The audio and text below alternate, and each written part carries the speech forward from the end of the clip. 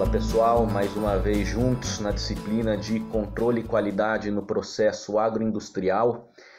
E nessa aula a gente vai falar um pouco dos métodos de conservação dos alimentos, conservação por frio, resfriamento, congelamento, conservação pelo calor, a pasteurização, esterilização comercial, por adição de ingredientes alimentares, aditivos, pela salga, pela defumação. Então a gente tem uma série de procedimentos que o homem utiliza para estar conservando esse alimento por um tempo de vida maior possível, certo?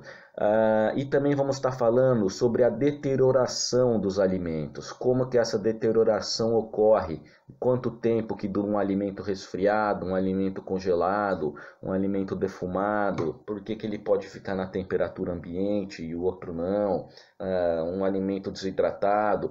Então a gente vai estar falando sobre a ação das bactérias, dos fungos e bolores dentro dos alimentos, tá? Para vocês entenderem e terem uma noção um pouco melhor sobre como que isso acontece. Então vamos lá? Vamos nessa.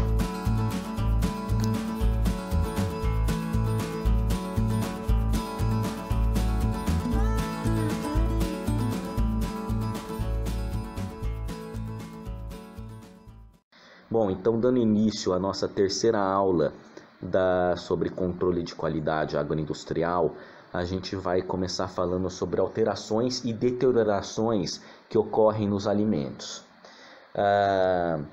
Bom, o alimento é toda substância ou mistura de substância destinada a fornecer ao organismo os elementos básicos para sua formação, manutenção e desenvolvimento. E o que seria um alimento in natura? Seria esse alimento na sua forma mais básica, mais natural, com o mínimo de beneficiamento, certo? Uma carne, um traseiro de uma carne bovina seria uma carne in natura. Uma carne embalada a vácuo seria uma carne in natura. Então, conservação de alimentos é a aplicação de processos ou conjunto de técnicas em alimentos visando impedir ou dificultar a atuação dos elementos promotores dessas alterações. Ou seja, com a conservação dos alimentos, a gente consegue aumentar a vida útil desse alimento, ou também chamado de vida de prateleira, ou shelf life, ou seja, a gente aumenta o tempo de validade desse alimento, impedindo ou dificultando, então, com que micro-organismos promovam alterações dentro desse alimento. E o que é deterioração? O deterioração é o sinal ou sinais evidentes de atividade microbiana, de micro-organismos manifestadas por mudanças sensoriais de sabor, odor, cor e aparência.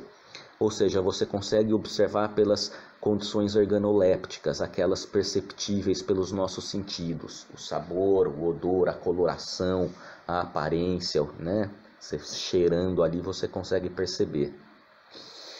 E nos alimentos a gente tem dois tipos de micro-organismo. Alguns que são desejáveis para a produção de alimentos e outros que são indesejáveis. Os desejáveis, alguns exemplos são aqueles que a gente utiliza para fazer alguns tipos de queijo, para fazer o iogurte, para fazer o Yakult, o leite fermentado, para fazer alguns pães. E o segundo tipo seriam os tipos prejudiciais, que eles vão ser divididos em dois: em deteriorantes, que é aqueles que estragam o alimento, e os patogênicos, que é aquele que causa doença. Por exemplo, o alimento ele pode ter um micro-organismo patogênico e ele está em perfeitas condições, só que se você ingerir ele cru, você vai pegar essa doença. Então a gente tem nesses micro-organismos indesejáveis aquele que vai estragar o alimento e aquele que vai contaminar. O que vai estragar é aquele que é chamado de micro-organismos deteriorantes, que vai apresentar então alteração na cor, no odor, no sabor, na textura e consequentemente uma rejeição pelos consumidores. E aqueles micro-organismos que vão causar uma contaminação, micro-organismos patogênicos que vão promover uma doença, certo? Esses produtos eles não necessariamente apresentam alterações nas suas características organolépticas, como cor, odor, sabor, textura, mas se consumidos de maneira inadequada, eles vão causar então uma toxinfecção alimentar. Então, como já dito na aula anterior, os micro-organismos eles não são visíveis a olho nu, eles são vistos somente nos microscópios. Então, a gente às vezes não está vendo ele, mas ele está ali, né? E se a gente der condições para ele, ele vai se multiplicar em uma velocidade muito rápida. Então, quais são as causas de alterações dos alimentos? Os principais tipos de micro-organismos indesejáveis nos alimentos seriam, primeiro, o principal deles, as bactérias. Teremos então as bactérias não patogênicas, aquelas que vão só deteriorar o alimento, e algumas que são úteis industrialmente, que são as desejáveis, e as bactérias patogênicas, como a salmonelose, por exemplo, o Campylobacter, que vão causar uma patogenia. Segundo grupo, a gente vai ter os fungos, que são os bolores e as leveduras. Bolores, mofos, fermentos e leveduras, que vai ser aqui na foto esse algodão que você está vendo formado nesse alimento. Você pode observar também muitas vezes no molho de tomate, se você deixa muito tempo na geladeira, você observa essa formação desses algodões ou cogumelos coloridos. E o terceiro grupo seriam os parasitos, que são os vermes, que nessa terceira, na foto abaixo dos peixes, você consegue ver um nematóide preso na musculatura do peixe, que se você consumir, então você vai estar fechando o ciclo ali desse parasito. Então, vamos falar um pouquinho sobre cada um deles, iniciando pelas bactérias. As bactérias, então, seriam desse grupo os mais importantes, os de maior importância. Alguns causam infecções de maior ou menor gravidade e estão amplamente distribuídos na natureza, inclusive na nossa pele, como estafilococcus, que fica dentro da nossa garganta ou nas nossas mãos.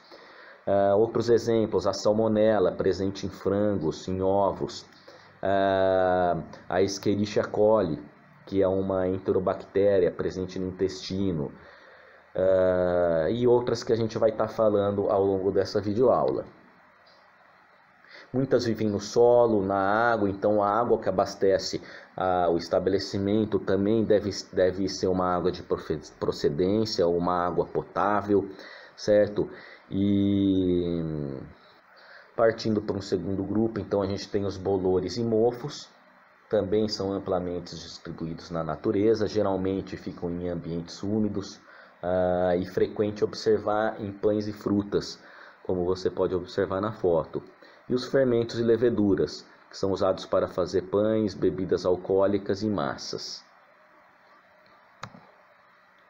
Já o terceiro grupo, então, seriam os parasitos, que são os vermes, presentes muitas vezes na água contaminada por dejetos fecais de animais ou seres humanos.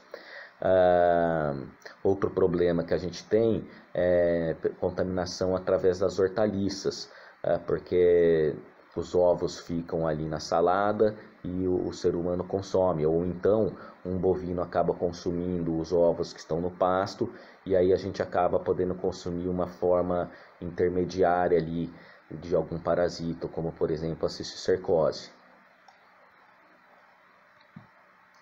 Toda bactéria ela vai ter uma fase em que ela vai entrar em crescimento exponencial até chegar numa fase estacionária. E antes dessa fase, ela vai passar por uma fase lag, que é um período de latência. Então, na preservação do alimento, se a gente conseguir pegar a bactéria nessa fase lag, a gente impede com que ela venha a ficar numa concentração a ponto de causar uma doença. Então a gente consegue brecar esse crescimento da bactéria através de métodos de conservação. Então, quais os objetivos da conservação? Seria criar condições ambientais inadequadas, desfavoráveis para esses micro-organismos, seja através do pH, pela temperatura, pela quantidade de água, pela salga. Então, quanto mais técnicas forem empregadas na preservação desse alimento, maior será a sua vida de prateleira ou a sua shelf life, o seu tempo de validade. A gente tem fatores que causam alterações dos alimentos e eles podem ser divididos em dois grupos, os intrínsecos e os extrínsecos. Os intrínsecos seriam o pH, a atividade de água, potencial de oxidorredução, conteúdo de nutrientes e compostos antimicrobianos. E os fatores extrínsecos seriam a temperatura de armazenamento, a umidade relativa do ar, presença de concentração de gases no meio ambiente.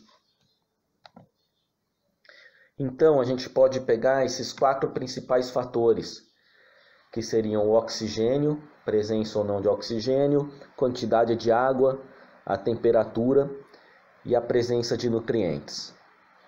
Bom, o oxigênio é um gás essencial à vida da maioria dos micro-organismos.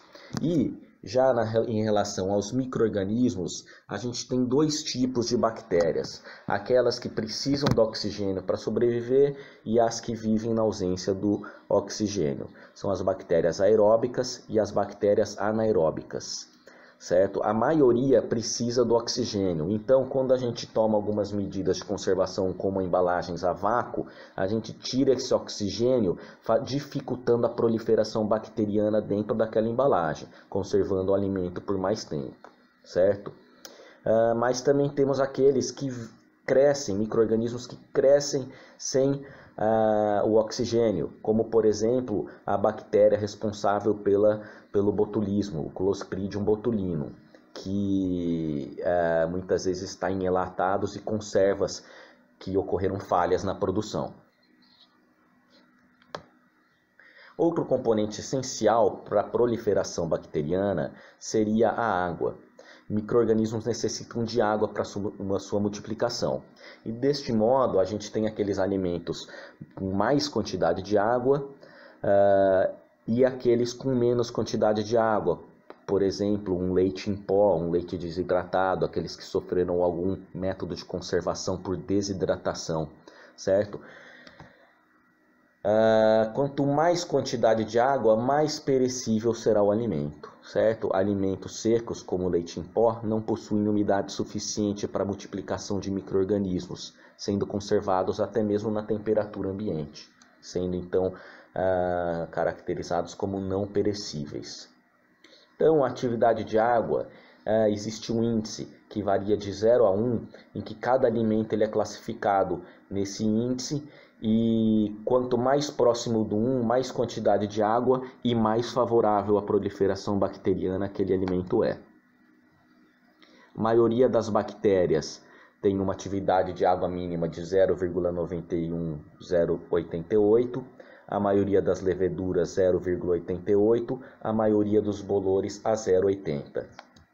Aqui apenas uma tabela para ilustrar os alimentos com mais quantidade de água, aqui frutas e vegetais, maior que 0,97 de atividade de água. E aqueles no lado oposto da tabela, os cereais, vegetais desidratados, com uma atividade de água de 0,2, ou seja, esse alimento ele consegue ser preservado numa temperatura ambiente. Outro componente essencial para o crescimento bacteriano é a presença de nutrientes para que eles possam se alimentar.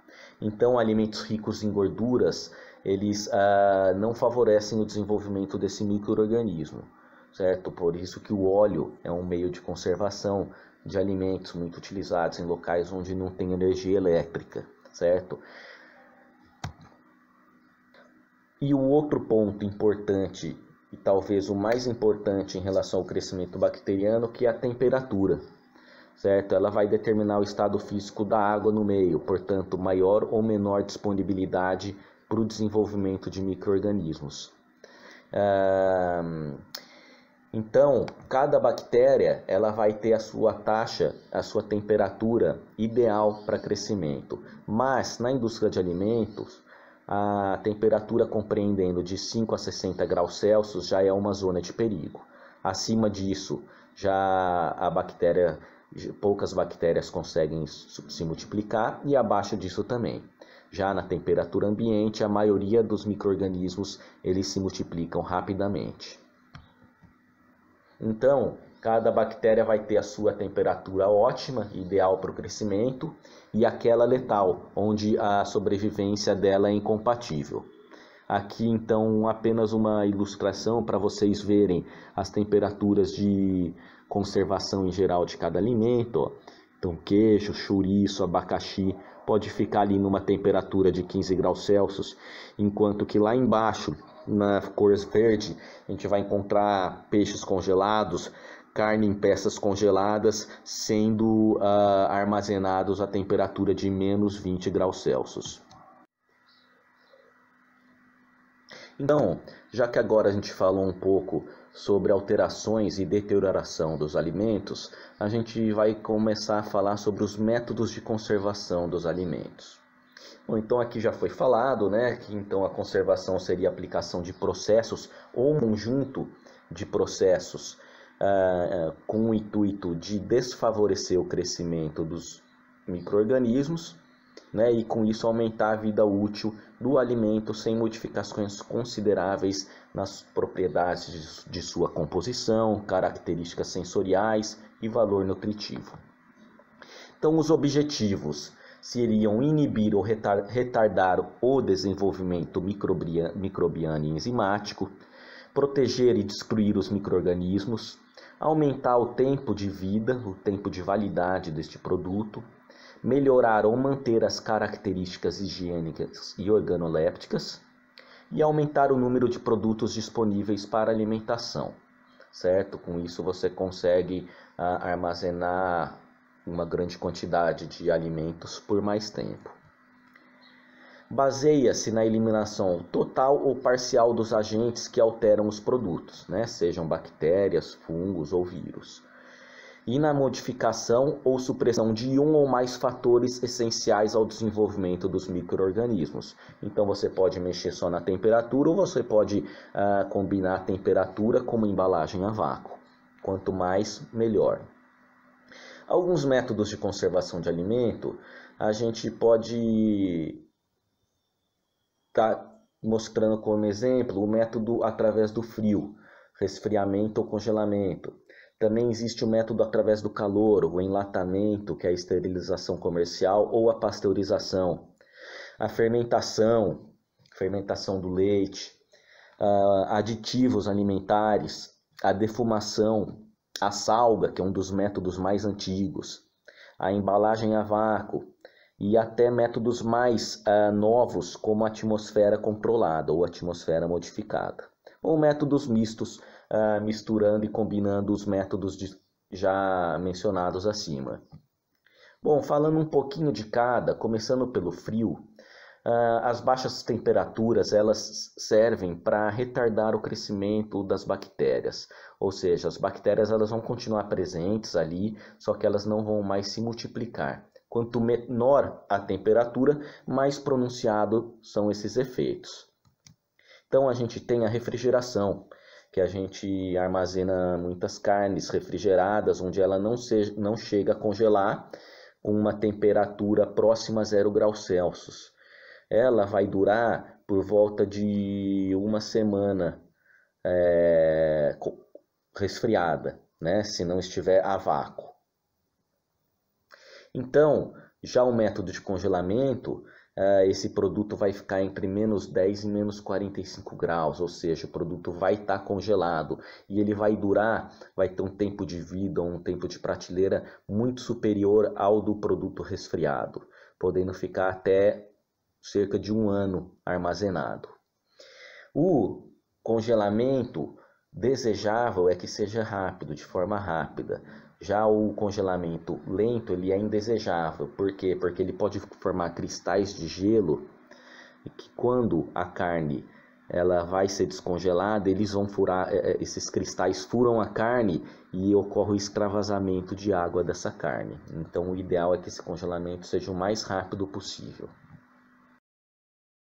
Outro método de conservação bastante utilizado é a conservação pelo calor, que pode ser tanto por um aquecimento moderado quanto por um aquecimento mais severo, onde ocorre a destruição total dos micro-organismos, que é o caso da esterilização comercial dos enlatados.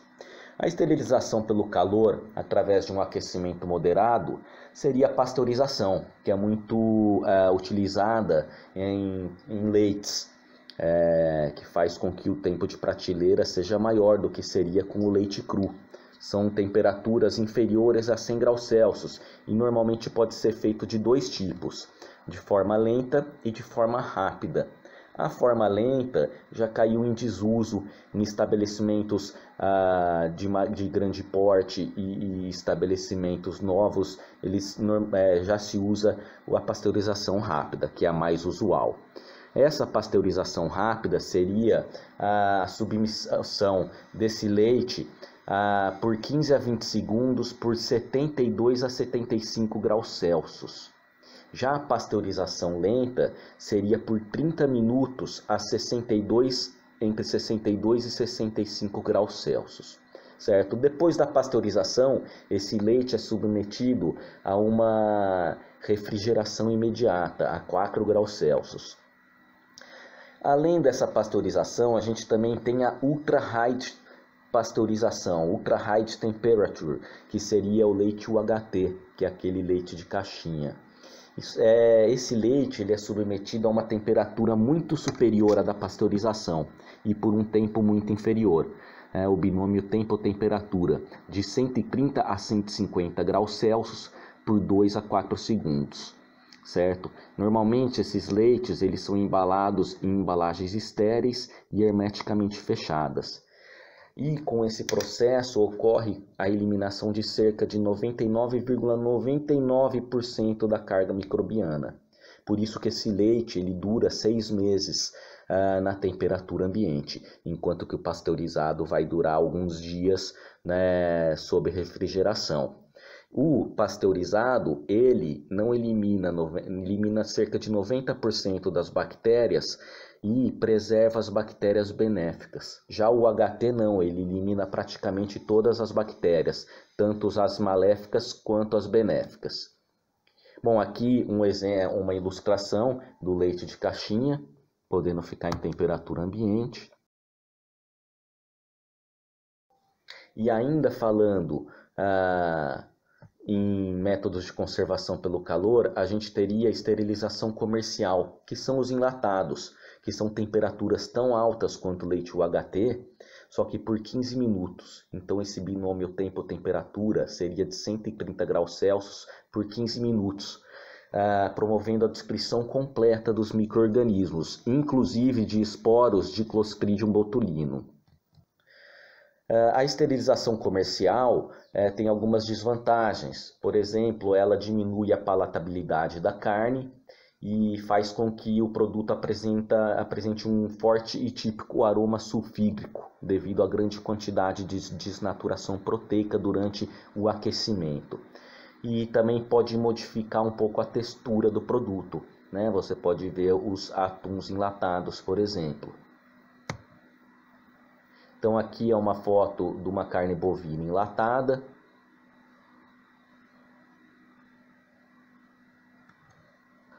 Aqui algumas outras fotos de produtos enlatados que sofrem então a esterilização comercial.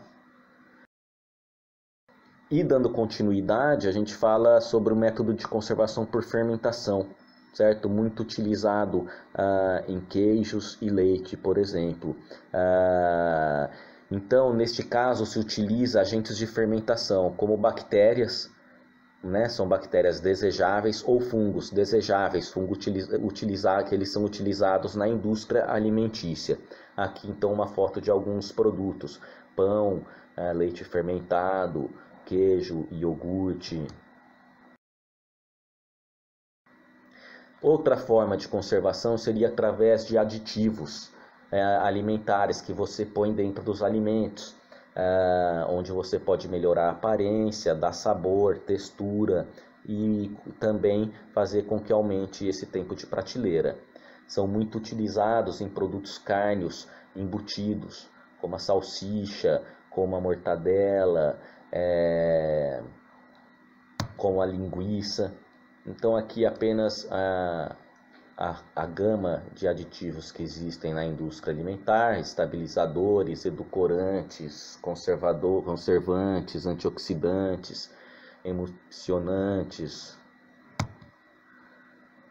Então, o uso desse aditivo ele só é justificável quando aumentar o valor nutritivo do alimento, aumentar a conservação desse alimento, tornar o alimento mais atrativo, sem porém enganar o consumidor, ou fornecer condições especiais ao processamento do alimento. E ele não é justificável quando houver evidência ou suspeita de que o aditivo possui toxicidade real ou potencial, embora muitas vezes isso não ocorra, interferir sensível e desfavoravelmente ao valor nutritivo do alimento, ou servir para encobrir falhas no processo e nas técnicas de manipulação dos alimentos, ou seja, para fraudar o produto. Também não é justificável para encobrir alterações de matéria-prima ou do produto elaborado, ou seja, um produto estragado, um leite que chegou ali estragado e que se joga formol, induzir o consumidor ao erro, ao engano ou à confusão, não satisfazer a legislação de aditivos para alimentos, ou seja, existe uma legislação de alimentos que deve ser seguida, com uma quantidade máxima de utilização, uma concentração que deve ser seguida, senão o estabelecimento pode ser autuado. Aqui apenas alguns exemplos de aditivos, tinha mostrado naquele PowerPoint ali, né? Corantes, flavorizantes ou aromatizantes, antioxidantes, acidulantes.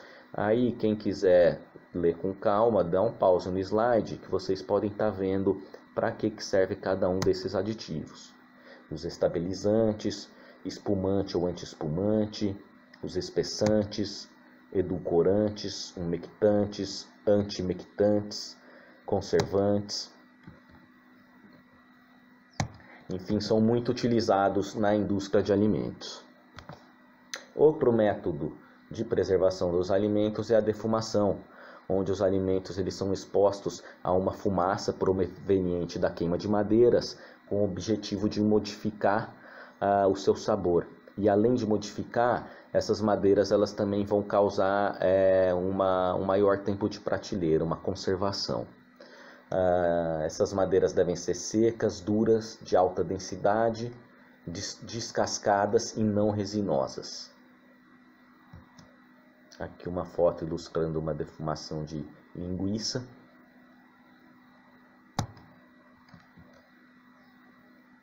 E passamos para o método de conservação seguinte, que seria pelo sal.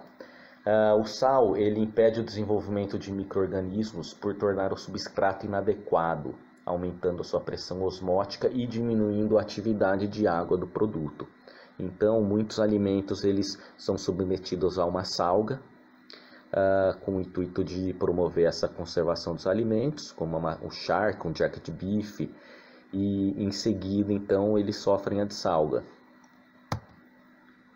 Então existem diversos tipos de salga, salga seco, por salmoura, que é a imersão numa água com sal, salga mista, que é uma mistura dos dois, salga direta e processos combinados. Então aqui dois exemplos, um peixe salgado, muito consumido no mundo, que é o bacalhau, e aqui as mantas de charque na foto de baixo. E outro método também bastante empregado, é a utilização da retirada do oxigênio, que é a embalagem a vácuo, muito utilizada em carnes e muito aceita pelo povo brasileiro.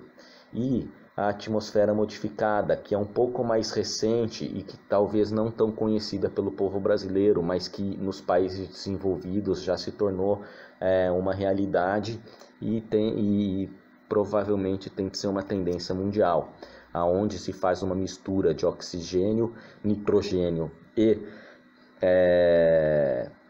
dióxido de carbono, e a mistura ela vai ser ideal para cada tipo de alimento, ou seja, para cada tipo de alimento vai ser uma mistura desses três gases de forma diferente. Então ela já é bastante utilizada, não só com carne, mas como hortaliças também, e tende a ser cada vez mais presente na mesa do consumidor. Então falei um pouco desses métodos de conservação, são os principais. Vocês podem dar uma olhada nos vídeos que eu vou oferecer na aula complementar, que vai então ilustrar bastante um pouco dessa aula que a gente teve. Espero que vocês tenham gostado. Até a próxima aula.